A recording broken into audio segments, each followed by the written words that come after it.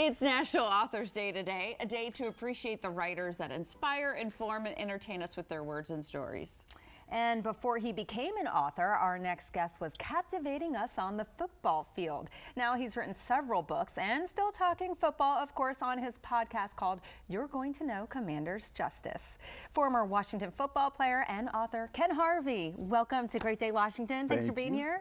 My pleasure. Thank you. Ken, you've had a long, amazing career with football. We're going to talk about that, but it is National Authors Day, and you have written a plethora of books. Plethora. Ooh, that's why can I be a writer now with this? No, look, I spell check. Okay, Help me out, right? So Ken, what made you want to go into writing? So I think the first book, the one Come Find Me, was for my boys. I wanted them to see themselves as a character. This was almost 25 years ago. I just wanted them to see themselves as a character because there weren't a lot of books for them. And so that was the first start of it. And I was like, you know what? Planting seeds in people's minds, pretty cool, the kids' books. And then I wanted to test myself as a thriller suspense writer, so I started that and I've been doing it. Is there a certain genre you like better? Or that kind of gravitate towards more? I don't know. I mean, I like the kids' books because you're planting seeds, right? Yeah. And hopefully you can help, and it's something that they can remember. The books about the thriller suspense books, it's kind of cool because you're creating this whole world, this whole topic, and it's a little dark on some of them are a little dark, but you create it and it's like, wow, this is cool and it's enticing, and so I'm kind of excited. Yeah, what's next for you in the book front? Well, so there's a book up there that's called Xavier, A Hero No More. I've written the second one already, so I may publish it. The sad thing was, if you have time, it's 20 years ago, a guy came to me and he told me about his daughter who had been murdered. And he was like, could you speak about it? And I was like, I don't know, you don't know the subject. But I was like, if I write a book, then I can talk about the subject. But now I've written children's books and you're talking about, the child murder. It didn't quite go together, right. But I still may publish it just to say I finished it and did it. And I got 2 more children's books I want to do. I love how you're still challenging yourself. You're just constantly going. Do you have advice for anybody that has ideas around their head or something? The hard thing is just do it. I mean, everyone thinks that there's supposed to be a perfect way to do it, right?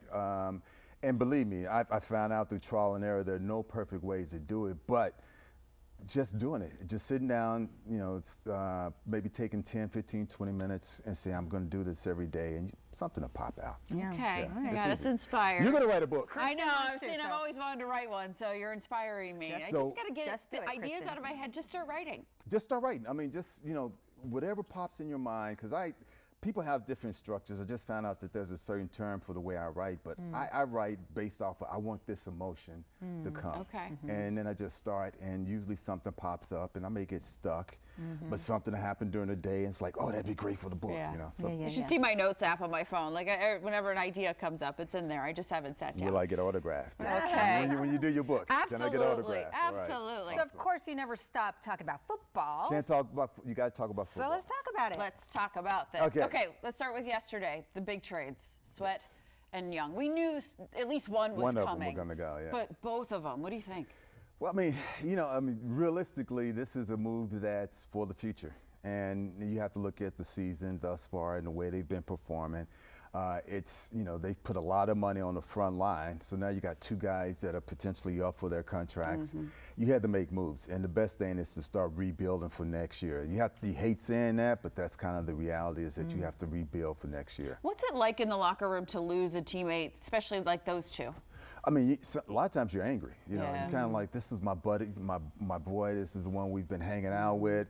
And you lose somebody that you know is an intricate part of the team. So hopefully they'll take that anger and put it into this game and perform.